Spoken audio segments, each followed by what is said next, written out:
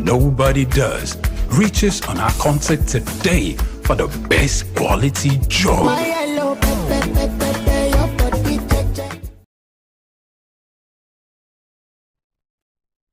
We've got just what you need right here at Femi Wash Media. Call it the Midas Touch and you wouldn't be wrong.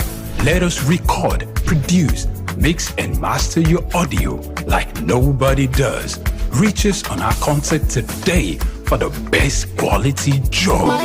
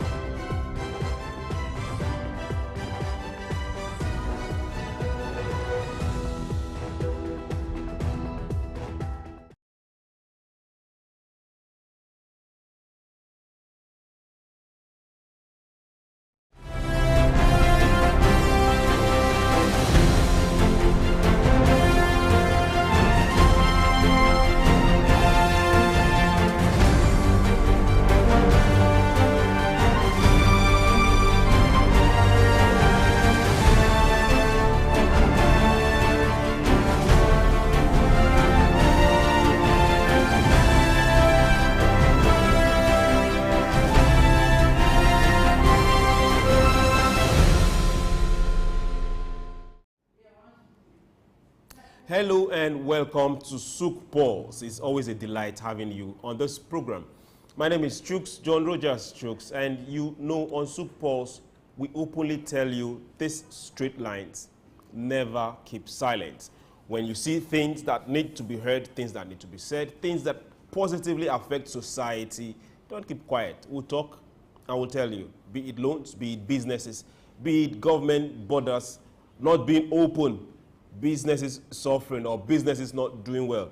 Talk. When government also go ahead and do the right thing, hey, go ahead and talk. When we see those particular loans not being beneficial, talk.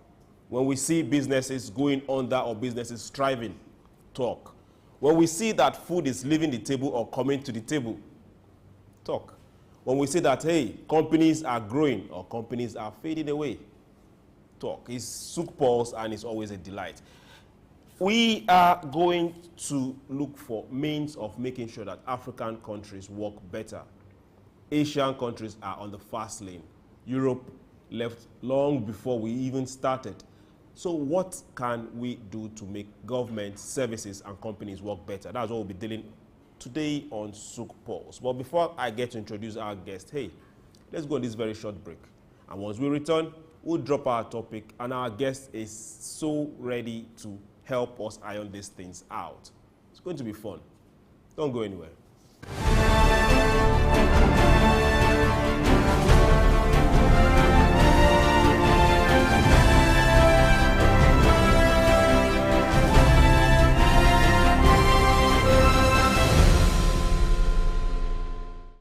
We've got just what you need right here at Femi Wash Media. Call it the Midas Touch and you wouldn't be wrong. Let us record, produce, mix and master your audio like nobody does. Reach us on our contact today for the best quality job.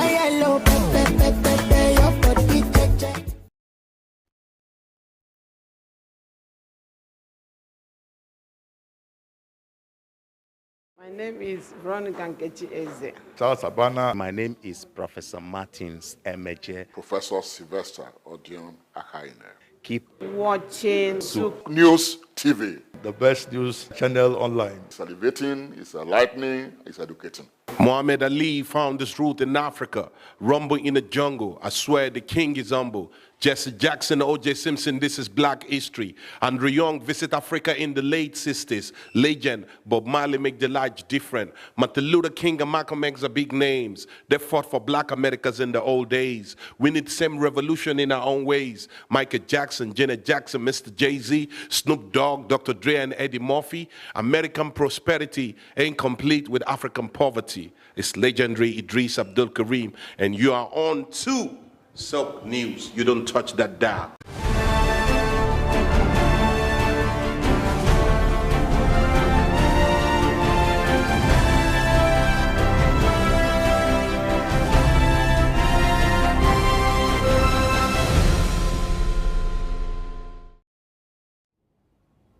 Hello and welcome back to SOUQ Pulse. We're here and today we are looking at how can we make government, countries across Africa work better, work faster, save more money, be more efficient.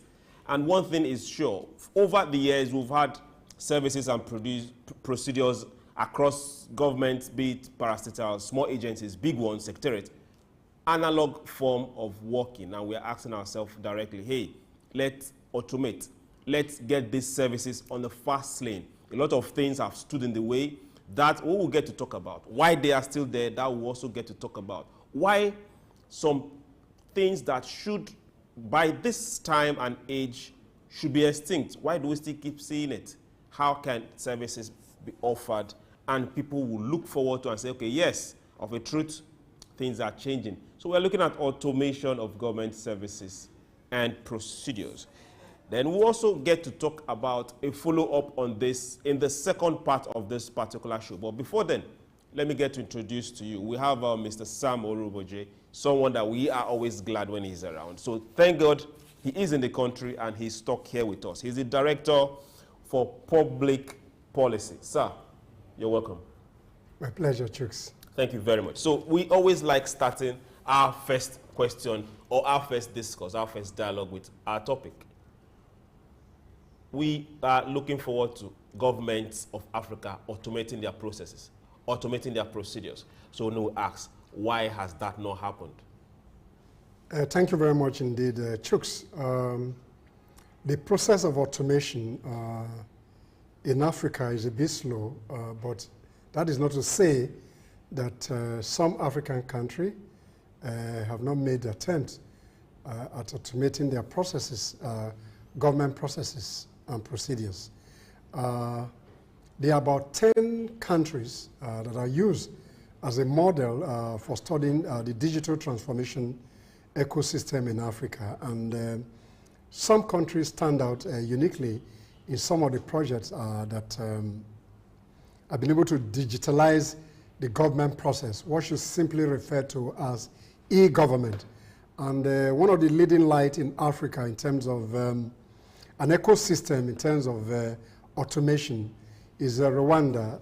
They have what they call the Rainbow, which is a digital platform where over 20-something of government services are accessed by the citizens, and is one of the most successful digital platform so far, where over 87.something% of government services are accessed through the Rainbow, and their indication by end of 2024, the digital ecosystem in Rwanda will have come into full fruition. Then you have pockets of other very successful automation process. You have in Tanzania that deals with the employment ecosystem. You have in other countries that deals with agricultural services. The list is endless. So there are about 10 countries that are models in terms of automation. So it's not government service automation. Yeah, government service. In this 10, let's look, is the biggest, the most populous African country part of this 10? Yes, you have Nigeria. What number? No, Nigeria, in terms of the basic parameter, in terms of digitalization of e-governance, I think we are not there yet. But we're not in this 10? No, we are not within the 10. What about 20? Maybe within 20 years we're there, but I think we're still struggling. Out of 54? Out of 54. We are struggling. But the 10 most successful ones, you have Benin Republic, you have Ghana, you have Tanzania. Are we ascribing it? Did they achieve this, or was it faster for them because of their population? No, not necessarily the population of their civil service. No, not necessarily the size of the civil service. And I'm sure that you're going to ask me questions about the challenge of e-government and the digitalization process of government ministries, departments, and agencies. Maybe when we talk about those challenges that is affecting the digital process of government establishment, for you to have e-government and e-service delivery, then maybe we'll be able to discuss them in specific terms. Okay, now you've scratched this particular load and you've drawn some, I won't call it blood, but you've drawn some fluid. So let's go straight into it. Now, with automation, let's say it as it is, with automation comes a whole lot of jobs that people are scared computers will take or machine will take. Now, let's take Nigeria as an example with the number of big population in the civil service. The population also, but let's now ask direct questions. Is the service scared that automation will make them lose jobs? Quite frankly, that is their worries. But there's a concept in e-governance ecosystem where you have to reskill the workforce that will be replaced by digital processes, and you reskill them for some other work. But those other countries that have successfully got into this system did some actual strategic plan, which lasted for certain years. So a percentage number of people have to be reskilled to meet with the requirement of that digital processes that need to take place in terms of e-government ecosystem that those countries has been successful at.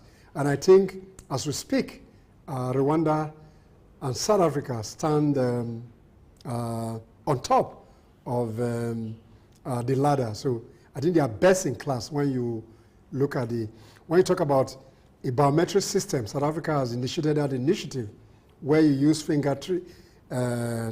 your finger in trying to get certain services. So they are doing well. So, but Nigeria must go in that direction, and I wish to suggest that that system, particularly Rwanda and South Africa, they have said that ecosystem has reduced the level of corruption.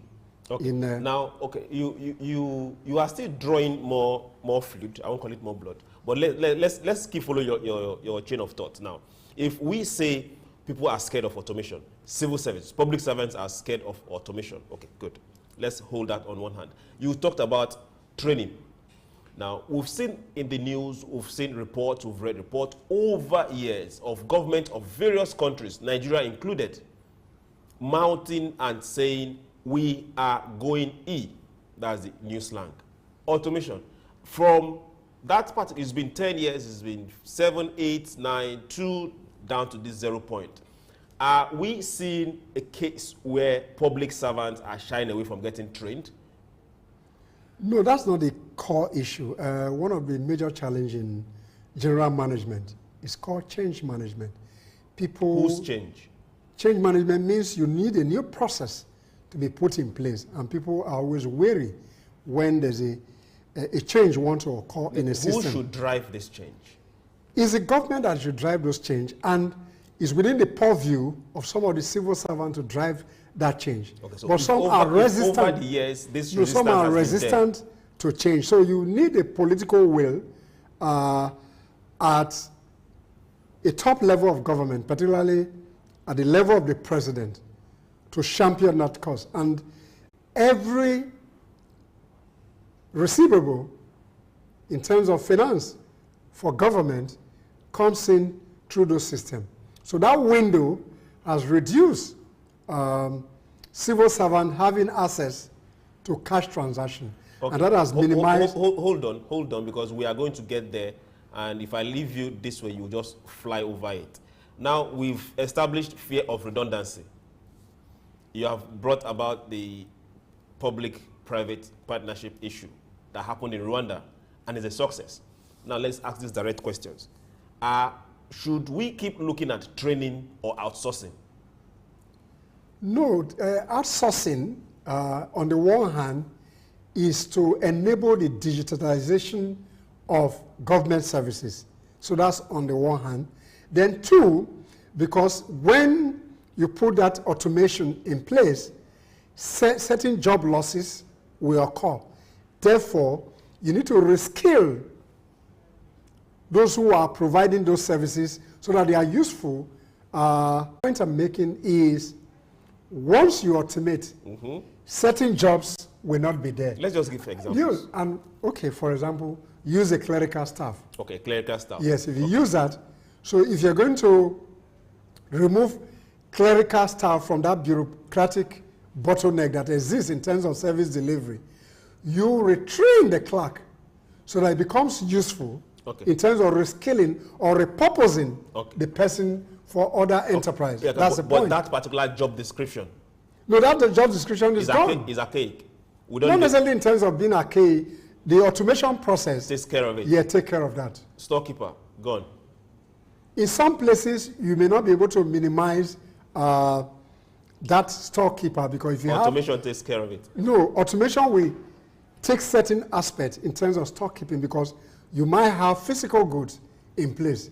So there's somebody who, even though you have an enterprise solution that will provide that automation in terms of service delivery. Can we give an example? Okay, now for example, those working in logistics companies, I won't call your names. That job does not exist. The camera and the moving robots takes care of that. No, but it's not robotic in every process. The camera takes care of that. No, you fill the robot for specific role. The human mind is still very important. AI and camera takes care of that. Yeah, the AI and camera cannot take care of everything. Yes, I 100%. So no, you need to take cognizance of that. In terms of logistics, the distribution, the vehicle, the air freighting that will take care of those, they are human elements. Human mind, yes. 100% so that point must be established. We are looking at this particular services being offered within government confines, between government offices, within government secretariats, within government agencies. Now we are looking at, okay, we are reskilling this set of people, but for this set of jobs, no, those jobs have gone. So you need to reskill them or repurpose them for other jobs. So they move into other sector. Okay. Now, let's also now go to where you were going to before I said, let's call us back so that we'll dwell on it very well. Now, we're looking at revenue generation, revenue collection, where we get to see direct contact with civil servants, large sums of money. And what happens at the end of the day, somebody takes a pen and records and writes on paper. With automation, you said corruption will be cut. If corruption is cut, to what extent? To a very large extent. The point, I will bring you to that scenario. The point here is that once the government service is automated, so the human element is reduced, so the basic parameters in terms of transactions are already built into the enterprise solution, whatever you call it. So there are no human interface. So the issues of 10%, 5% has been reduced, on the other hand. Then in terms of service delivery, like in Rwanda, if you apply for your passport, within 24 hours, you get your passport. So you don't have, you do the data capturing, that's the only interface that you have. And once that is done, that is okay. You have marriage certificates, you have registration for married and single people. So you have those data, and this data will equally help to enable planning because those data are generated through a digital process that will now help you to have a digital ecosystem where you can say, okay, this is the number of vehicles that apply the road, this is the number of licensed vehicles in the country. So it will help to minimize corruption, the service delivery of government, which has been a bane in African public service, will be reduced. Okay, now let's also now look at, you mentioned service delivery. You're always like 2-3 feet ahead. Let's now look at service delivery. In Africa, we have issues with the health sector. You go to hospitals and data, patients' data takes a while to retrieve. If a patient has to move from city A to city B. Moving that data is always a problem. With automation, I think this is not going to be an issue. Again, sorry, I would like to mention Rwanda again. When it comes to health system, they have one of the most advanced health service delivery system when a drone technology is used to deliver blood and some essential elements into the rural, to the worst rural community. You have drones supplying even medicines, routine medicines. So the quality of life and in terms of health service delivery, your ability to save life become very important because those processes has been automated. So you want a drug in the remotest parts of Rwanda, you have a drone system that is delivering those medicine to the spot as timely. So, and that's the advantage of automation. But most African countries, particularly those in the public service, have always, or when you do things in an opaque manner, it becomes an illicit affair where you cannot really put your hand on some of the transactions. But once that process is automated, then everything is transparent. And for those in finance, it is what we call revenue assurance. Revenue assurance, that means you are a finance person. When you are doing your projection and you have an automated system, you know exactly if you're expecting a 10 million naira on daily basis based on the trajectory in terms of how you receive your revenue. You can plan because you know the trending on daily basis. This is how much Department A was able to bring in Department B.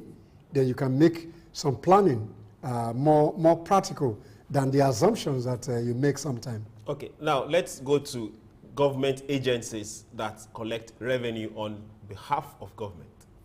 Now, in this year's budget alone, monies to be spent just on collection of this revenue runs into hundreds of billions. With automation, are we still going to have that kind of budget to collect revenue? It will reduce minimally, and that's one of the bane of managing government receivable.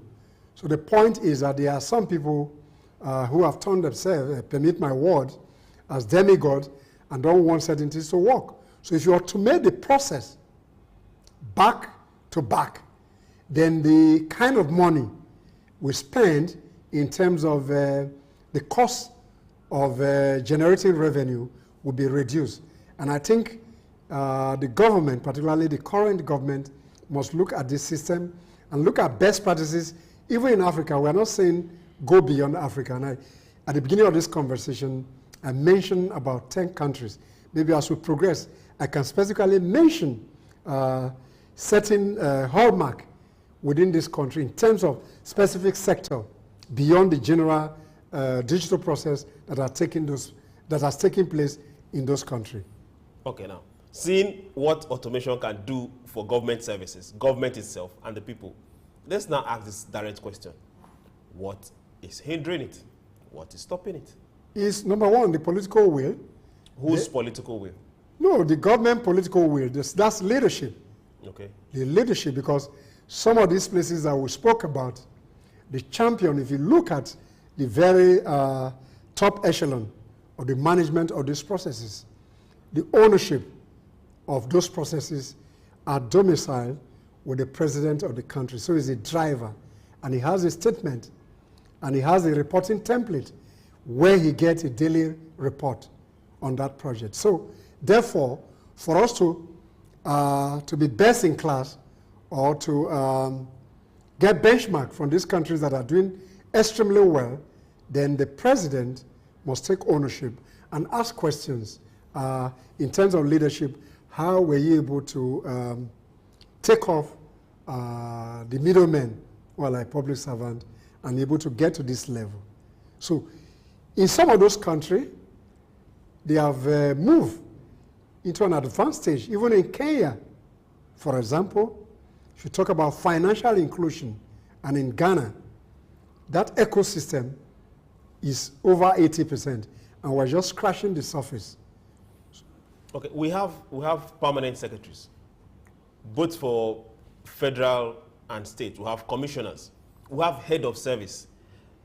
Is no one looking at them and saying, these people are not doing what they're supposed to do? Everybody's looking at the president. Whereas the leader of every ministry and the second person, they're all there. We know who they are. We're looking at them. Is the ball not also in their court to get this done? Oh yes, but everything rise and stop at the desk of a leader. They are leaders too. Yeah, they are.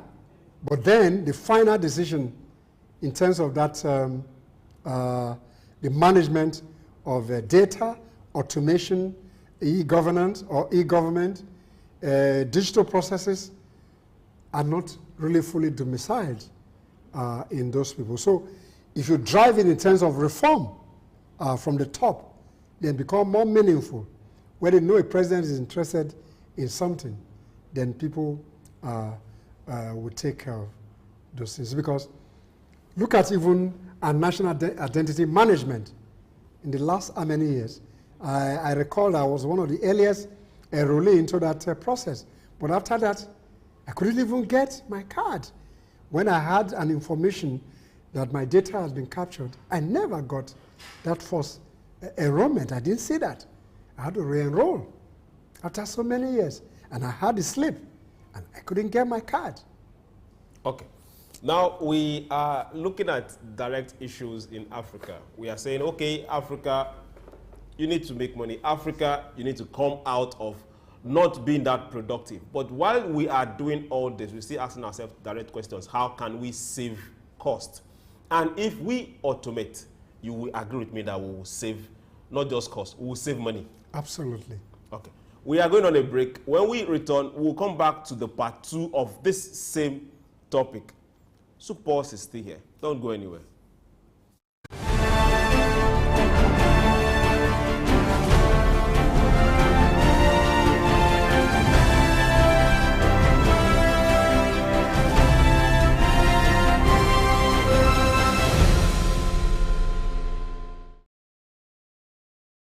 My name is Dr. Rafiu Oladipo.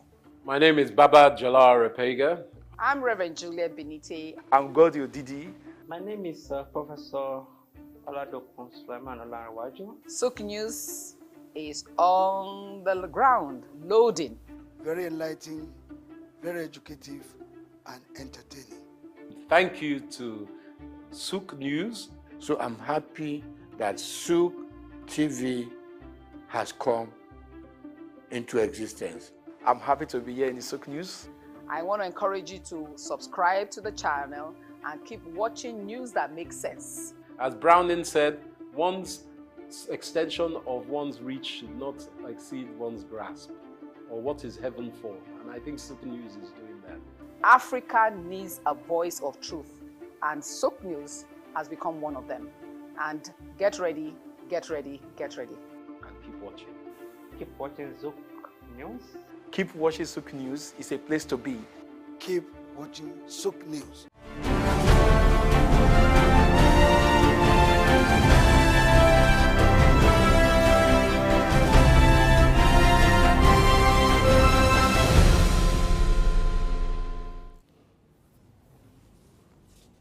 Hello and welcome back to SOUQ Pulse. We've been talking about automating government processes, government procedures, getting the public service working on a speed lane. We need to save costs. We need to save the cost of governance, and a lot of that is lost from service offered from the first person to where the result is gotten. We are making budgets for things we should not be making budgets for, and Mr. Sam believes that automation is the way forward. Now, if we are going beyond automation, we now ask ourselves directly, how can we know when what is happening, who is telling us the truth, what should we believe, how can we source this information?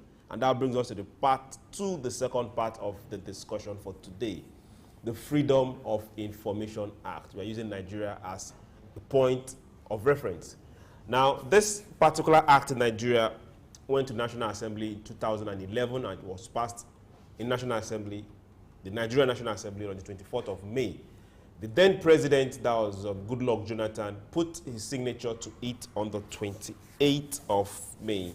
And mind you, this 100% supersedes the act on secrecy that is older than Lord Lugard. 1911, and we've kept this not just on the burners, it's been practiced, and you are telling us that your public, the citizens, should not have access to information in the care, in the works of public servants that are supposed to be serving the people. So thank to everyone that made this possible. Now, this is 2011. That act was signed into law. Now we are asking ourselves these direct questions. Since 2011 till now, what has changed in the citizens of Nigeria, now going beyond, Africans having access to direct information when they need it, how they need it, and from where they need it?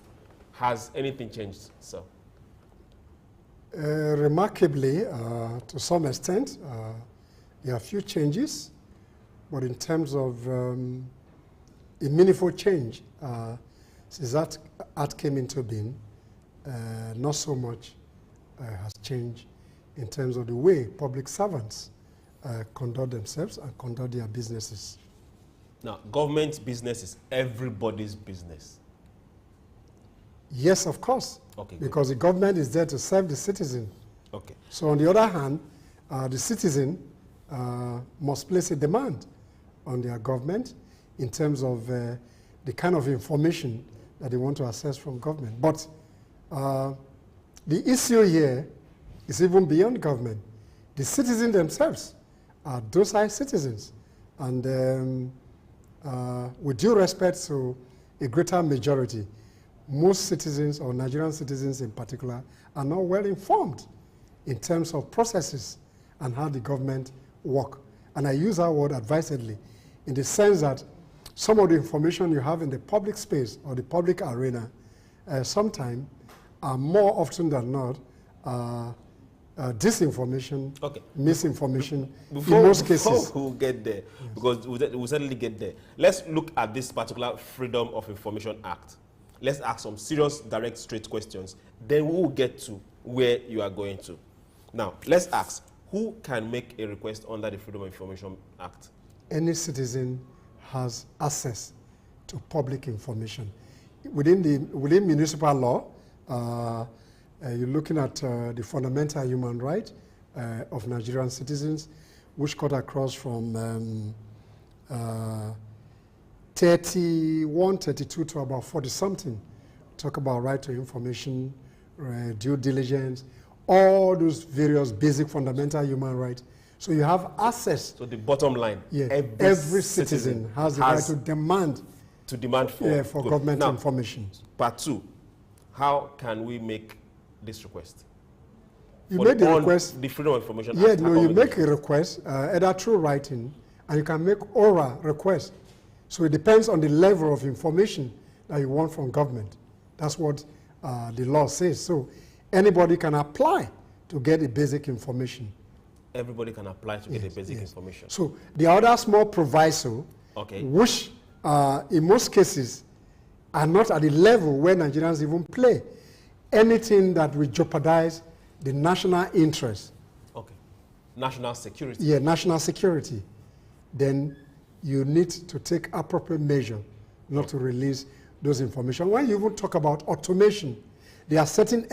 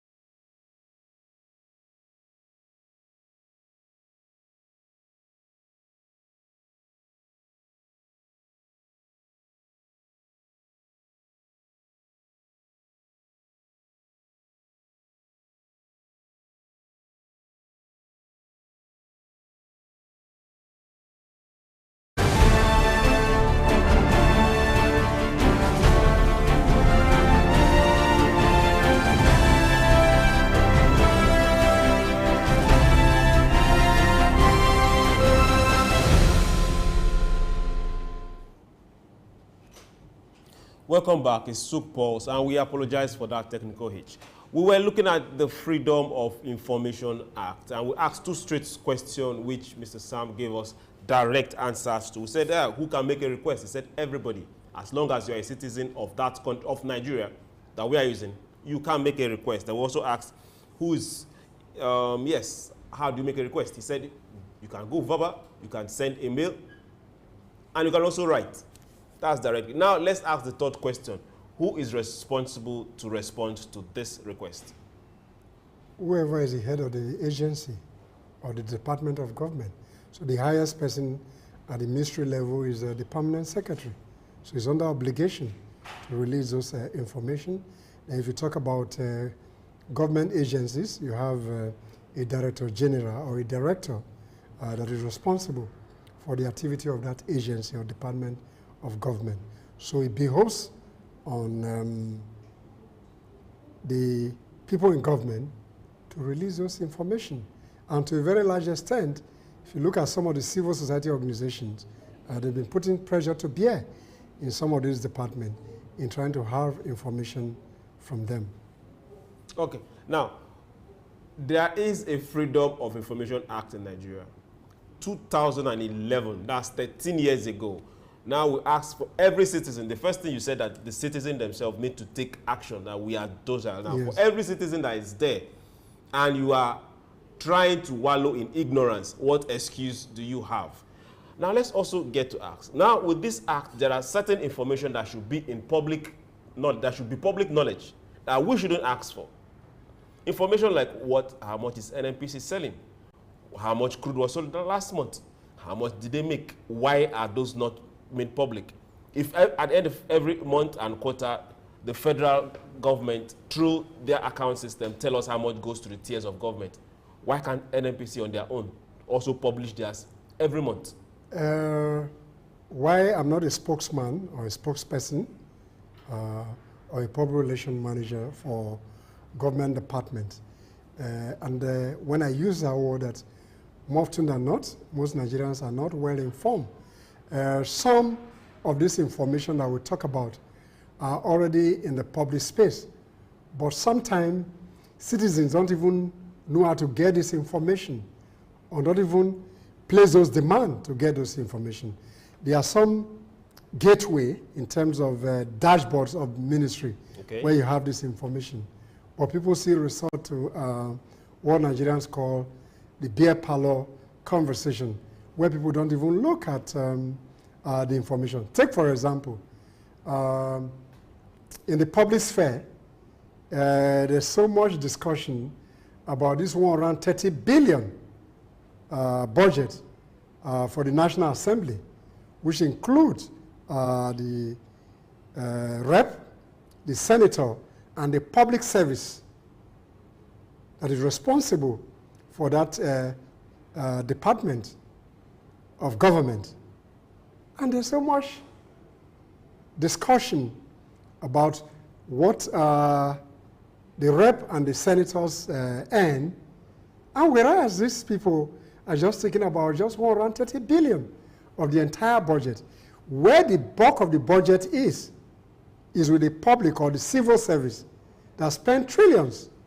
And most Nigerians don't even focus on those aspects. I'm not saying I'm a spokesperson or I'm a publicist for the National Assembly. I'm trying to underscore the importance of the question that you just asked. The informations are there, but people don't even know how to access this information. And when they even access this information, they don't even believe in some of those information. So to a large extent, the informations are in the public arena. How you use this information, there are some civil society organizations that are tracking the government budget, for example, and they have the audit trail of monies that are released, the level of the projects, and they're able to put contractors and those agencies on their toes. So this docility that envelope us as citizens, we must find a way to drop it somewhere and remove these sentiments, either based on ethnicity, religion, and ask for appropriate information and see how they can use that information to bring public servants to account on what they do, and that will make them to be more transparent. Okay, now, if we look at agencies' portals, for those operating a working portal and the information that are there, if a large chunk of the citizens don't take those information or consider them true, how will you look at it? Will you look at it more like an age-long belief of mistrust, or will you see it more like, no, it's just like we don't believe? No, I think it's not an issue of trust now. The problem is that before that Freedom of Information Act came into being in 2011, this idea that government is designed in secrecy and the over-reliance on the colonial mentality of 1911, when the oath of secrecy was smuggled in there by the colonial administration to see how they can push us down. People still have that mentality. Sometimes when you even approach government department, they find it difficult, forgetting that this data is the people's data, and the other obligations to give those data out.